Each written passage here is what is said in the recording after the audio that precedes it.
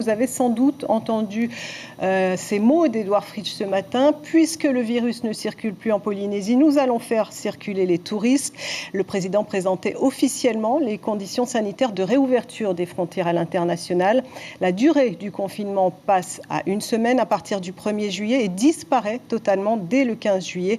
Parallèlement, Tahiti Tourisme promet aux voyageurs une destination Covid-free. Natacha Silagi, Hirotero-Lotua. Et si Tahiti réussissait à tirer son épingle du jeu? Le gouvernement est obligé d'y croire. Le monde économique vit du secteur du tourisme en Polynésie. Plus aucune obligation de confinement pour les visiteurs, donc à partir du 15 juillet. Seul moyen de ne pas les faire fuir, avec l'assurance de savoir pallier l'urgence. Il aurait été impossible de rouvrir la destination au tourisme en demandant aux voyageurs de rester 15 jours ou 7 jours dans leur bungalow.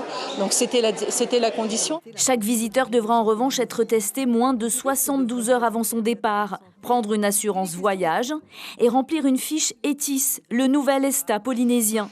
Les compagnies aériennes diffuseront à bord les consignes sanitaires à respecter, comme par exemple le port du masque obligatoire, pourvu que ça marche. On a ciblé en priorité nos marchés les plus porteurs, les États-Unis et la France.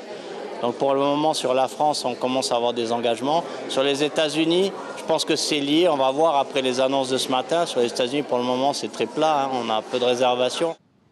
Les Américains qui ne prévoient pas non plus de s'offrir une croisière en catamaran. Les sociétés de charter ont perdu 100% de leur chiffre d'affaires depuis 2 mois. Avec la reprise des vols, seulement 20% des croisières annulées ont été reportées. On a des réservations qui étaient déjà confirmées avant la crise. Sur des nouvelles réservations, non. Très honnêtement. Celles qui étaient confirmées avant la crise sont maintenues? Pas toutes. Très peu. On parle de... on doit être à 15-20% d'occupation alors qu'on était sur des mois de haute saison qui étaient extrêmement forts avant la crise. Il va falloir souffler fort sur les braises du tourisme pour faire rejaillir la flamme. Les campagnes de promotion mettent l'accent sur le retour à l'essentiel, dans le bleu turquoise, où le Covid-19 n'a pas sa place pour l'instant. Mélinda Baudin, le retour à l'essentiel, c'est aussi ce que prône votre association pour le tourisme authentique. Avec la fin du confinement, finalement, les pensions de famille ont peut-être repris un petit peu de vigueur avec les touristes locaux, non ? Oui, déjà avec ces vols de RTT vers les quelques îles là, qui sont desservies, les pensions de famille qui accueillent ces touristes, les touristes locaux. Maintenant, il faut voyager chez nous, juste à côté. Donc voilà ce qu'on propose à notre clientèle, et c'est surtout les attirer vers nous, aller visiter vos îles, venez rencontrer la famille. En fin de compte, et nous avons demandé à nos membres qui ont répondu favorablement, tout le monde aura un petit cadeau. On sait faire des cadeaux, Caroline. Au niveau de l'international, des touristes étrangers, est-ce que vous avez l'impression que les réservations commencent à revenir ?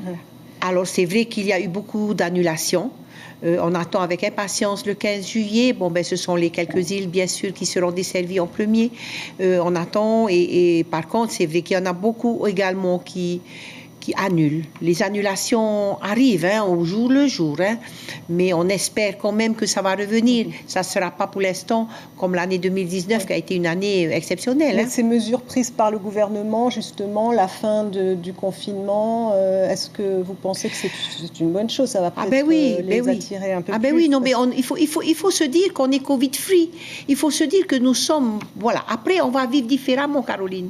On va vivre différemment. Oui, il faut mettre des conditions. Oui, je suis contente qu'on mette un ESTA polynésien. Parce que quand tu vas voyager, tu as des ESTA partout.